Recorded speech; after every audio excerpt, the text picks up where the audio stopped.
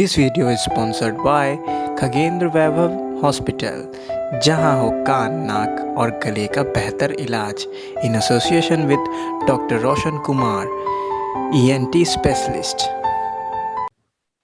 Arun sir, बहुत बहुत स्वागत है आपको हमारे प्रोग्राम में। और बढ़ेगा इंडिया जो एजुकेशन से रिलेटेड आज हम लोग बातचीत करेंगे और चाहेंगे जो हमारी बातचीत से जो हमारे नवयुवक बच्चे जो 10th में है, 12th में है, वो कुछ सीख सके, कुछ जान सके। तो सबसे पहले सर मैं चाहता हूं कि आपका परिचय हो जाए, क्योंकि लाखों जनता आपको देखेगी हमारे चैनल के माध्यम से। तो आप अपना परिचय बताएं। मैं अरुण कुमार, सहायक प्राचार्य इतिहास, बीपीएससी द्वारा 2019 में मेरा चयन हुआ था और उस समय से मैं वर्तमान समय तक सहायक प्राचार्य के पद पर हरिहर साहा महाविद्यालय उदा किशनगंज, जहाँ कि मैं अभी उपस्थित हूँ अपने महाविद्यालय में, मैं वहाँ कार्यरत हूँ। मेरी सेवा की शुरुआत 2007 में हुई थी, जब मैं हाई स्कूल में शिक्षक के पद पर मैंने योगदान दिया था। 2007 से लेकर 13 तक मैं वहाँ कार्य किया। पुनः 2013 में मेरा चयन सहकारिता पदाधिकारी के पद पर हुआ, जिसमें मैंने मधुबनी और बेगूसराय में रहकर जो है कार्य किया और मैंने दलसिंहसराय में ही रहकर जो है अपनी पढ़ाई लिखाई प्रारंभ की थी और अपने दोस्तों के बीच रहकर ही मैं इस मुकाम तक पहुंचा। 2004 का वर्ष मेरे लिए महत्वपूर्ण रहा, जब मैं यूथ प्रोग्रेसिव क्लब के द्वारा लगभग 1500 प्रतिभागियों को पराजित कर मिस्टर दलसिंहसराय बना था। तो 2004 से लेकर के वर्तमान समय तक का जो मेरा जीवन का जो उपलब्धि रहा वो यही है। सर ये तो बहुत ही अच्छा और हमारे दलसिंहसराय के लिए गर्व की बात है, क्योंकि मैं खुद भी दलसिंहसराय से हूँ। सर मैं ये आपसे जानना चाहता हूँ, जो आप यहाँ तक जो पहुँचे हैं, इनमें जरूर कुछ ना कुछ खास लोग होंगे आपके लाइफ में, जिनको आप याद करना चाहेंगे, जिनका मतलब जिनसे प्रेरणा मिली होगी आपसे। बिल्कुल, इस पद तक पहुंचने में मुझे बहुत सारे लोगों ने मेरी मदद की है। सबसे पहले तो मैं अपने सफलता का श्रेय अपने माता पिता को देना चाहूँगा। माता पिता के योगदान और अपने रिश्तेदारों के योगदान के बिना इस पद तक पहुंच पाना असंभव था। इसके पश्चात मैं अपने गुरुओं को नमन करना चाहूँगा। हमारे गुरु जिसमें कि प्रोफेसर संजय झा ने हमें काफ़ी कुछ सिखाया। फिर हमारे दोस्तों का भी योगदान रहा, जिसमें कि विवेक दत्त जो है ज्ञान टॉपर्स ट्यूटोरियल के डायरेक्टर। जब मेरा चयन हुआ था, चयन से पूर्व साक्षात्कार की तैयारी मैं और संजू सर ने ज्ञान टॉपर्स ट्यूटोरियल में रहकर ही किया था, इंटरव्यू की तैयारी, और संयोग से मेरा और संजू सर दोनों का चयन जो है बीपीएससी के द्वारा सहायक प्राचार्य के पद पर हुआ। साथ ही मेरा एक दोस्त है दयानंद जी, उनका भी महत्वपूर्ण योगदान रहा है। वो भी समय समय पर हमें इंकरेज करते रहते हैं। हाँ, और बहुत ही अच्छा, मतलब दयानंद जी से, उसके बाद विवेक दत्त सर से अभी मैं खुद रिसेंटली मिला हूँ। तो अरुण सर, मैं चाहूंगा जो एक शिक्षक थे, एक स्कूल में पढ़ाना और एक कॉलेज में पढ़ाना, मैं समझ सकता हूँ कि बहुत अंतर होती है छात्र और छात्राओं की सोच में। तो इस सिचुएशन में मतलब आप कैसा अनुभव करते हैं? मुझे जो है शुरू से ही पढ़ाने में मेरी रुचि थी और मैं हाई स्कूल में भी पढ़ाया, लेकिन आपको जानकर के आश्चर्य होगा कि मैंने छोटे बच्चों को भी जो है काफी पढ़ाया है। यूकेजी अरे वाह। नर्सरी के बच्चों को भी मैंने ट्यूशन दिया था। जब मैं हाई स्कूल में पढ़ा रहा था, उस समय भी शाम में मैं राज हॉस्टल था, वहाँ पढ़ाने के लिए जाया करता था। वहाँ नर्सरी बेबी क्लास 1 to 10 तक के बच्चे जो कि सक्सेस मिशन के थे और सेंट स्टीफन स्कूल के इंग्लिश मीडियम के बच्चे थे, तो मैं उनको भी शुरू से ही जो है वह पढ़ाया करता था। उसके बाद हाई स्कूल में गया तो फिर जो सीनियर बच्चे हैं उसको पढ़ाया, और वर्तमान में जो सबसे सीनियर बच्चे हैं जो कि बीए और एमए के जो स्टूडेंट्स हैं उसको पढ़ा रहे हैं। तो मुझे कोई अंतर नहीं पड़ता है। मुझे तो लगता है कि खास करके छोटे बच्चों को पढ़ाना जो है बहुत जो है ना वो डिफिकल्ट है। और मजा भी आता है छोटे बच्चों को पढ़ाने में। ये नर्सरी और छोटे बच्चे होते हैं, इतने क्यूट होते हैं, उनकी आवाज सुनकर जो है ना दिल खुश हो जाता है। और बड़े बच्चों को पढ़ाना थोड़ा सा टफ है, लेकिन जो है मुझे जो है सभी को पढ़ाने में बहुत जो है ना सर अभी जो अच्छा लग रहा है। अब एग्जाम शुरू हो रहा है, एग्जाम की तैयारी में जुटे हुए हैं बच्चे, और मैं मान सकता हूं कि बच्चों को तो प्रेशर रहते ही रहते हैं, और पेरेंट्स भी कहीं ना कहीं किसी न किसी तरीके से बच्चों पे प्रेशर बनाते हैं। तो उन पेरेंट्स को आप क्या संदेश देना चाहेंगे, या उन बच्चों को कैसे क्या सुझाव होगा ताकि वो एकदम सुचारू रूप से अपने एग्जाम की तैयारी करें? हाँ, आपने सही बताया कि अभी जस्ट जो है परीक्षा का जो दौर है वह शुरू होने वाला है। जस्ट जो है मैट्रिक का एग्जाम होगा, इंटर का। उसके बाद साथ ही डिग्री कॉलेजों में भी पार्ट 1, पार्ट 2 और पार्ट 3 की परीक्षा जो है जस्ट प्रारंभ होने ही वाली है। तो प्रतियोगिता परीक्षा का भी जो है सिलसिला प्रारंभ होने वाला है। तो मैं छात्रों को और अभिभावकों को यही संदेश देना चाहूंगा कि आप किसी कार्य को करें तो व्यवस्थित रूप से करें। आप अपनी दिनचर्या को निर्धारित कर लें। जैसे कि 24 घंटा होता है, 24 घंटा को आप 3 भागों में बांट सकते हैं। 8 घंटा आप जो है अधिक से अधिक आप जो है वो सो सकते हैं, या जो अन्य कार्य करना हो वो आप 8 घंटे में कर सकते हैं। पुनः रेस्ट 8 घंटा बचता है, तो उस 8 घंटे में आप जो है जो स्कूल या कोचिंग या ट्यूशन कहीं जाते हैं उसको आप कीजिए, या आपका जो भी दैनिक कार्य जो भी है उसको कीजिए। और शेष जो 8 घंटा बचता है इसमें आपको सेल्फ स्टडी आप अगर करते हैं तो आपके लिए बहुत ही जो है ना उपयोगी होगा। किसी भी चीज को रूटीन बना करके पढ़ें। रूटीन बना करके पढ़ने से जो है अनावश्यक प्रेशर नहीं पड़ता, और हमेशा जो है वो रिवीजन जो है वह करते रहें। रिवीजन करने से जो है काफी फायदा होता है। और प्रयास करें कि जो है ग्रुप में जो है वह पढ़ें। ग्रुप में पढ़ने से यह होता है कि अगर आप सिंगल पढ़िएगा तो आपको किसी भी प्रश्न जो है वह याद नहीं होगा, लेकिन ग्रुप में अगर पढ़ने से ये फायदा है कि किसी भी प्रश्न को सुन करके जो है ना काफी जल्दी याद हो जाता है।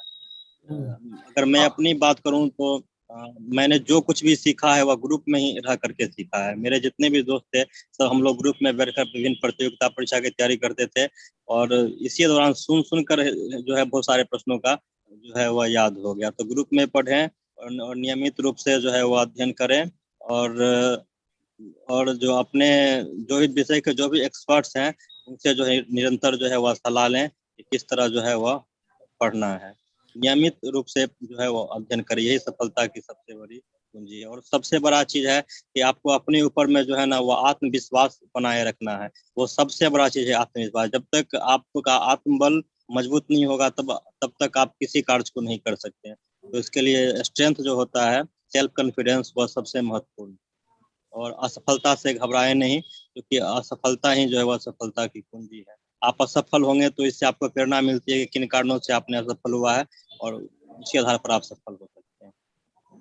सर कुछ माता पिता जो है, कुछ माता पिता बच्चों पे मतलब जैसे 90% लाने के लिए बहुत कहीं ना कहीं तरीके से मानसिक तनाव रहता है, जो पेरेंट्स से मिलता है बच्चों को, पढ़ो पढ़ो पढ़ो, लेकिन बच्चा का मूड पे डिपेंड करता है और वो पढ़ता है। उन पेरेंट्स को क्या संदेश देना चाहेंगे आप? पेरेंट्स के लिए मेरा यह संदेश है कि आप जो है शुरू से ही बच्चों की जो है उनकी गतिविधि पर ध्यान दें। बच्चे क्या पढ़ रहे हैं, नहीं पढ़ रहे हैं। तो मेरा सभी अभिभावकों से अनुरोध हुआ है कि आप लोग जो है अपने बच्चों पर ध्यान दें। उनकी जो गृह कार्य है उसको चेक करें।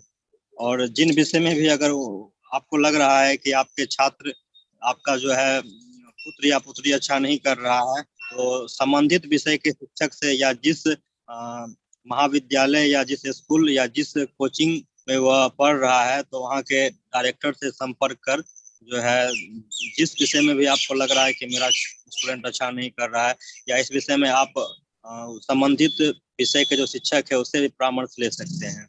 और अनावश्यक जो है गार्जियन से मैं कहूँगा कि बच्चों पर दबाव भी जो है वह नहीं बनाए।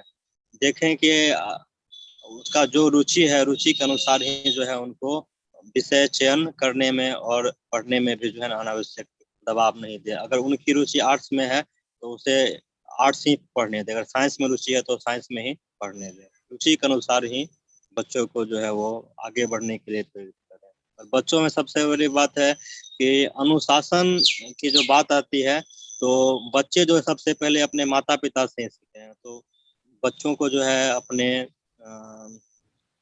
पुत्र या पुत्री है उनमें अनुशासन की भावना जो है शुरू से ही कायम रखनी चाहिए, सर तभी आगे बढ़ सकते हैं। बिल्कुल।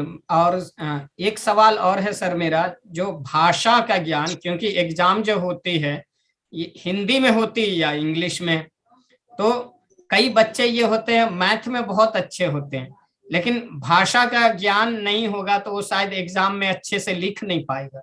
तो एग्जाम में लिखने के लिए किस तरीके से एग्जाम में लिखने के लिए तैयारी करे, इसके लिए कुछ सुझाव दे आप। क्योंकि बच्चा बहुत जीनियस है, बहुत समझदार है, अगर वो 3 घंटे के एग्जाम में पूरा क्वेश्चन बना ही नहीं पाता है, सिर्फ 10 क्वेश्चन बहुत अच्छे से आता है और उसने उसी 10 क्वेश्चन में पूरे 3 घंटे बिता दिए, तो ये तो कहीं ना कहीं गलत है। तो एग्जाम में प्रॉपर कैसे लिखने की तैयारी की जाए। जी, आपने बहुत ही अच्छा प्रश्न पूछा रंजीत जी। किसी प्रतियोगिता परीक्षा या किसी परीक्षा डिग्री की ही बात हो या मैट्रिक इंटर की बात हो तो उसमें भाषा का जो है ना वह महत्वपूर्ण स्थान होता है। तो इसके लिए या तो एक दिन की बात है नहीं, छात्रों को जो है शुरू से ही जो है ना प्रयासरत रहना चाहिए। सबसे पहले तो आपका हैंडराइटिंग जो है वह साफ सुथरा होना चाहिए।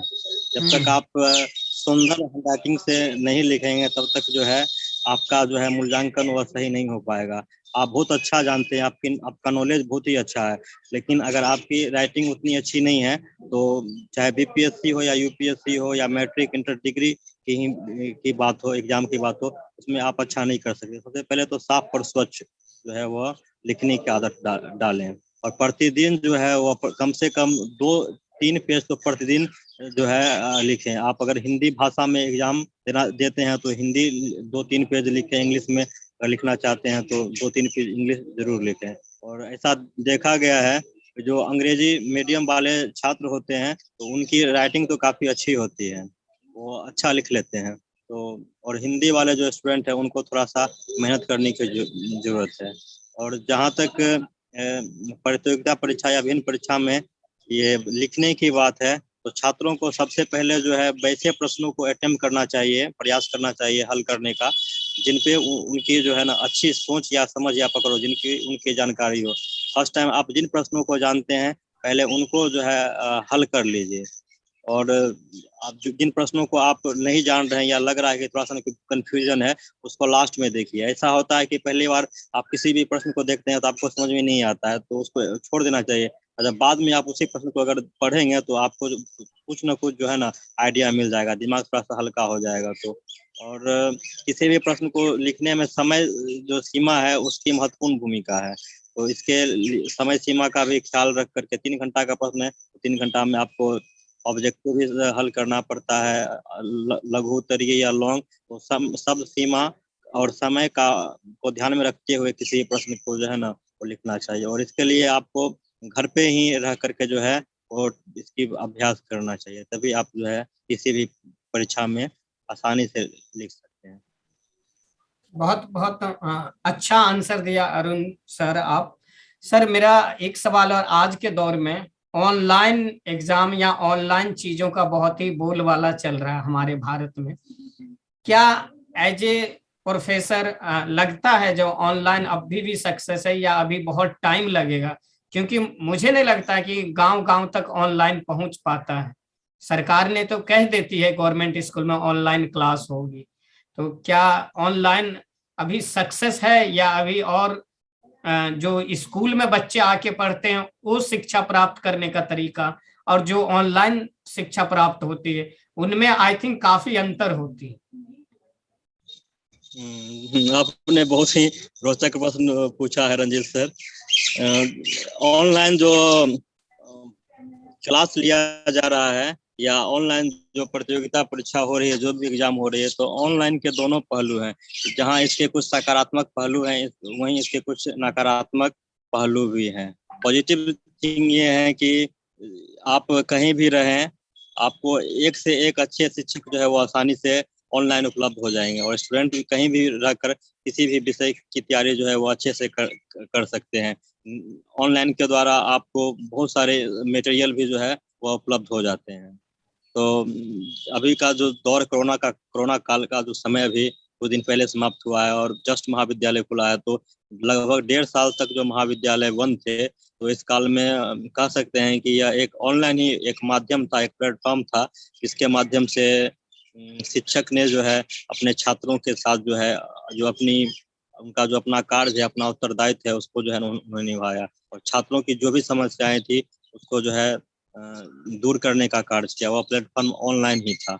ऑनलाइन के माध्यम से ही विभिन्न प्रकार की जो है टिप्स छात्रों को दिया गया, किस प्रकार उनको जो है वो पढ़ना है।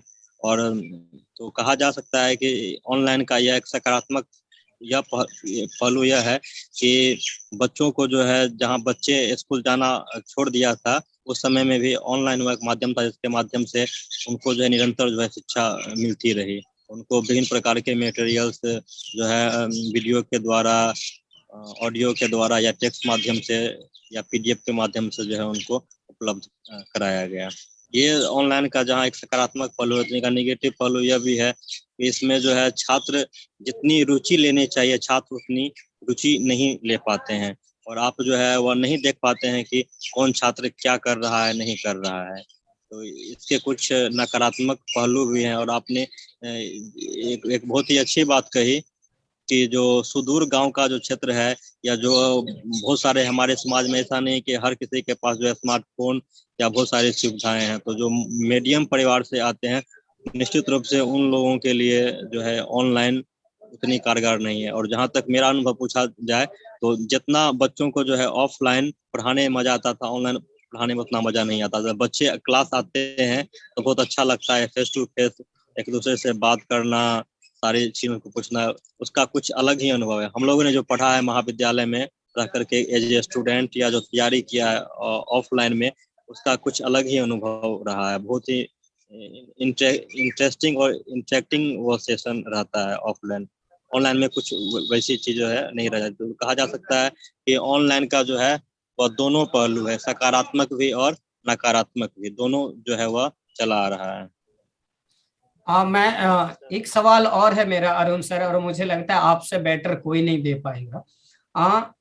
क्योंकि शिक्षा जो है, शिक्षा तो प्राप्त कर रहे हैं बच्चे।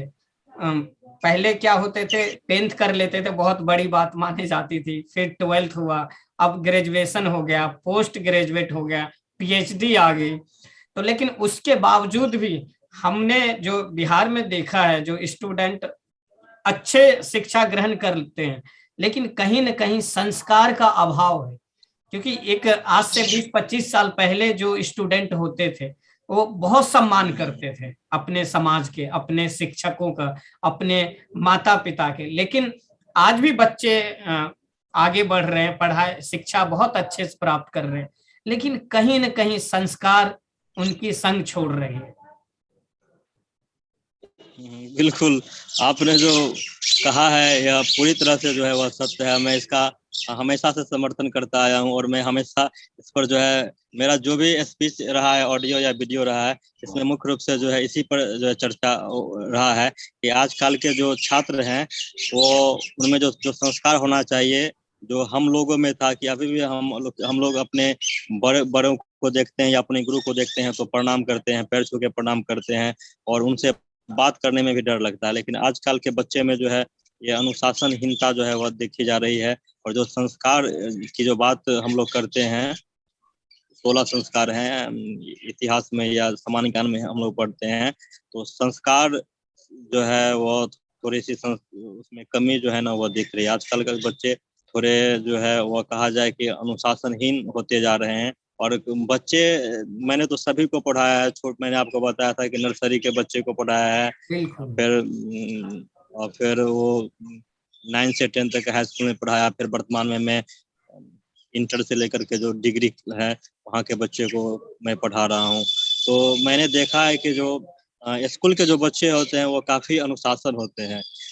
स्कूल में जो बच्चे पढ़ते हैं वहां तक बच्चे बहुत ही उनमें अनुशासन रहता है, और बच्चे पढ़ने के लिए भी आते हैं, काफी संख्या में आते हैं, काफी उत्साह भी रहता है। लेकिन पता नहीं बच्चे जैसे ही मैट्रिक पास करते हैं, उसका पता नहीं उनमें क्या भावना आ जाती है, उनमें जो है धीरे धीरे जो है अनुशासनहीनता या अपने गुरु के प्रति, अपने माता पिता के प्रति जो सम्मान की भावना होनी चाहिए वो नहीं आ पाती है।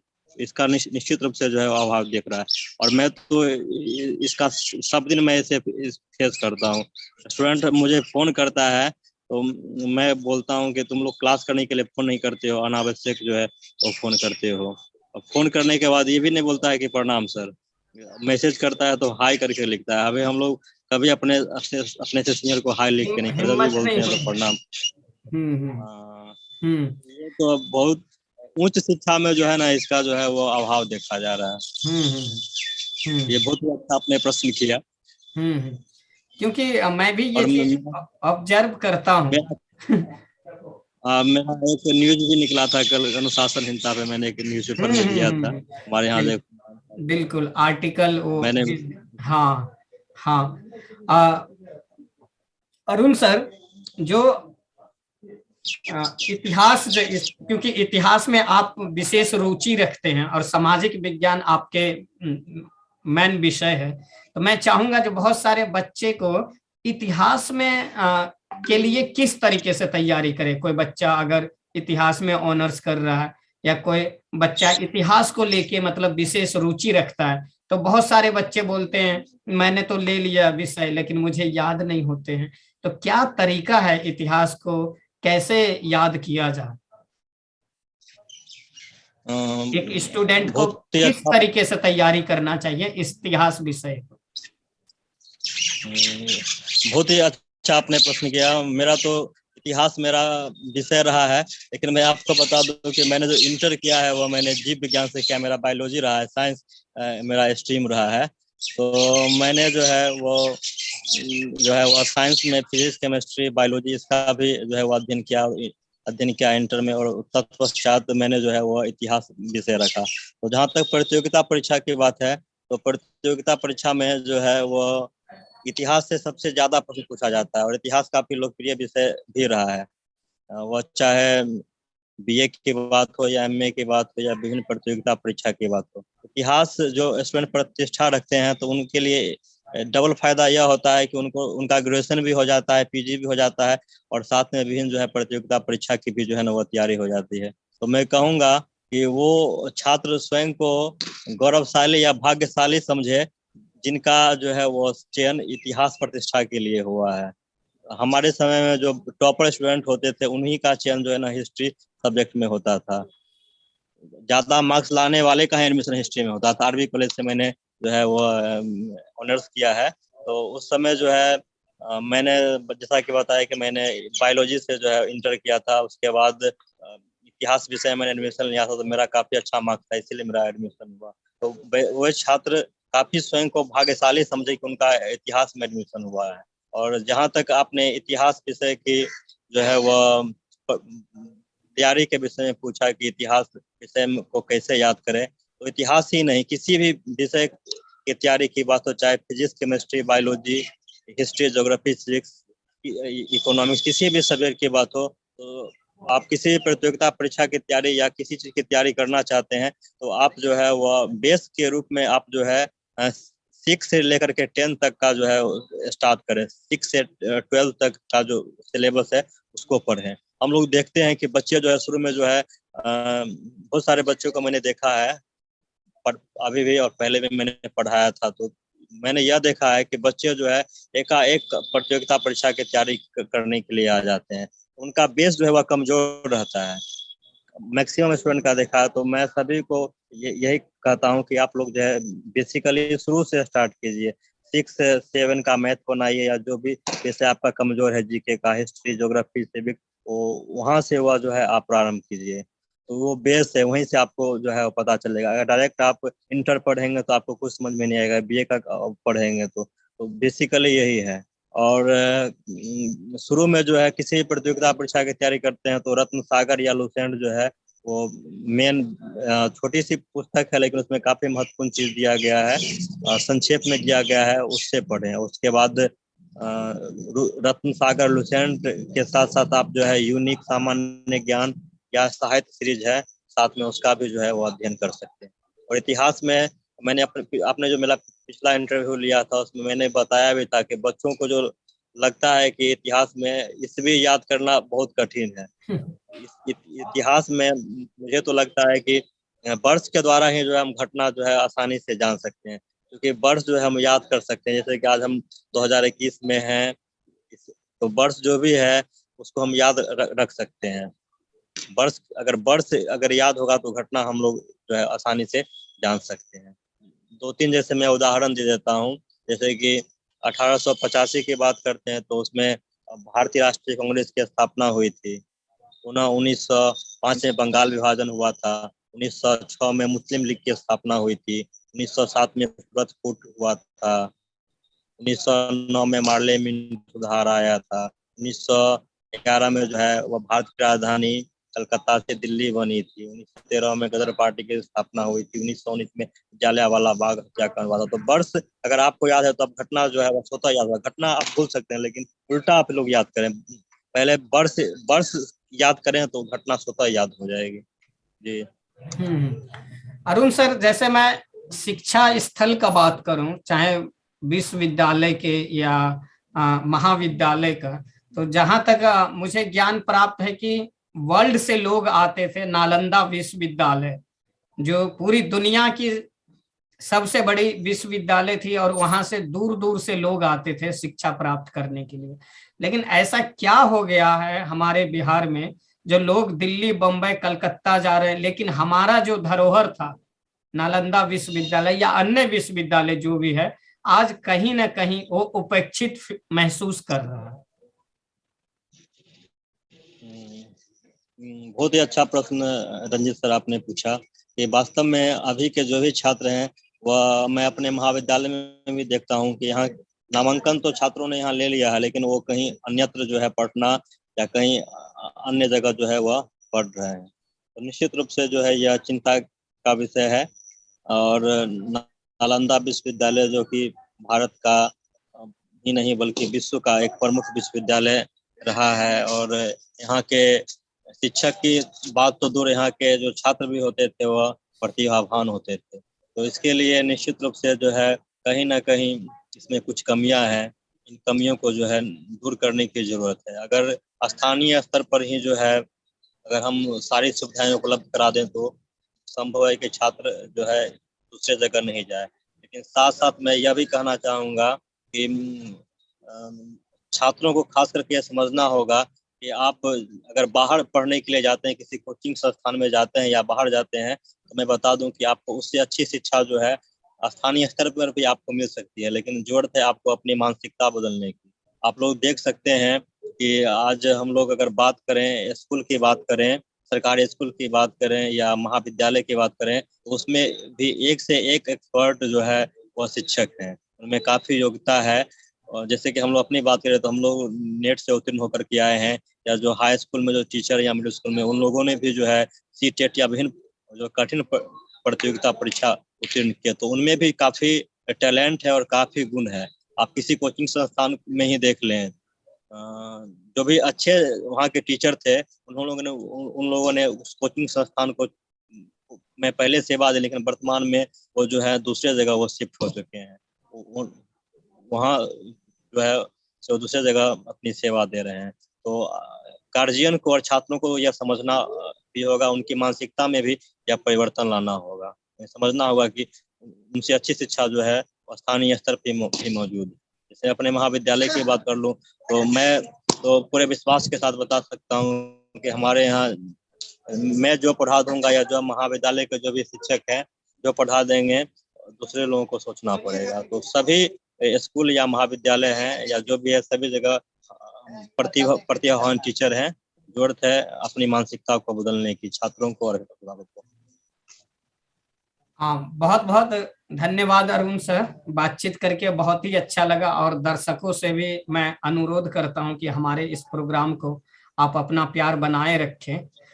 मैं चाहूंगा जो अरुण सर, लास्ट सवाल है, आप दलसिंह सराय से बिलोंग रखते थे, कुछ ऐसी बातें जो दलसिंह सराय के दलसिंहसराय को सुदृढ़ बनाने के लिए, दलसिंहसराय को मजबूत बनाने के लिए कुछ आप सुझाव दें तो मुझे खुशी होगा। दलसिंहसराय के वर्तमान समय की बात किया जाए शिक्षा के जगत में, तो दलसिंहसराय जो है निरंतर जो है उन्नति कर रहा है। लेकिन हम लोग के दौर में जो है खास करके मैं अपनी बात करूँ तो उस समय काफी पढ़ाई लिखाई का बहुत ही अच्छा माहौल था। जब मैंने प्रतियोगिता परीक्षा की तैयारी की थी 2001 में, तो उस समय जो है सक्सेस मीडिया हुआ करता था, जो कि अभी सक्सेस मिशन स्कूल है। तो मैंने जो है अपनी पढ़ाई जो है वही सक्सेस मीडिया से प्रारंभ किया था, और वहाँ हमारे सीनियर थे, वो हम लोग को जो है वो पढ़ाया करते थे। काफी अच्छा माहौल था। और उस समय एक समाज कल्याण संघ करके एक संघ था जो कि क्विज प्रतियोगिता आयोजित करती थी। बहुत ही इंटरेस्टिंग होता था क्विज प्रतियोगिता, बहुत ही अच्छा लगता था, प्रतियोगिता का माहौल होता था। और दलसिंहसराय के जितने भी प्रतियोगिता परीक्षा की तैयारी करने वाले छात्र रहते थे उसमें भाग लेते थे। इनसे उनको यह फायदा होता था कि उनको जो है प्रतियोगिता परीक्षा की भी तैयारी हो जाती थी। लेकिन वर्तमान समय में देखा जा रहा है कि जैसे कि हम लोग की बात करें तो हमसे पहले भी एक मिस्टर दलसिंहसराय करके क्विज प्रतियोगिता हुआ था, और 2004 में मैं बना था उस मिस्टर दलसिंहसराय क्विज प्रतियोगिता के द्वारा ही। मेरे बाद भी एक मिस्टर दलसिंहसराय एक रमन थे, वो बने थे, वर्तमान में सचिवालय में, तो सचिवालय सहायक के पद पर पटना में कार्यरत है। तो वर्तमान समय में इसकी जरूरत है कि बृहद पैमाने पर जो है वो क्विज प्रतियोगिता हो, और उसमें दलसिंहसराय के सभी जितने भी छात्र हैं जो तैयारी कर रहे हैं वो भाग ले तो ज्यादा अच्छा होगा। और बहुत सारी कोचिंग संस्थान है वह जो है वह अच्छा कर रहा है।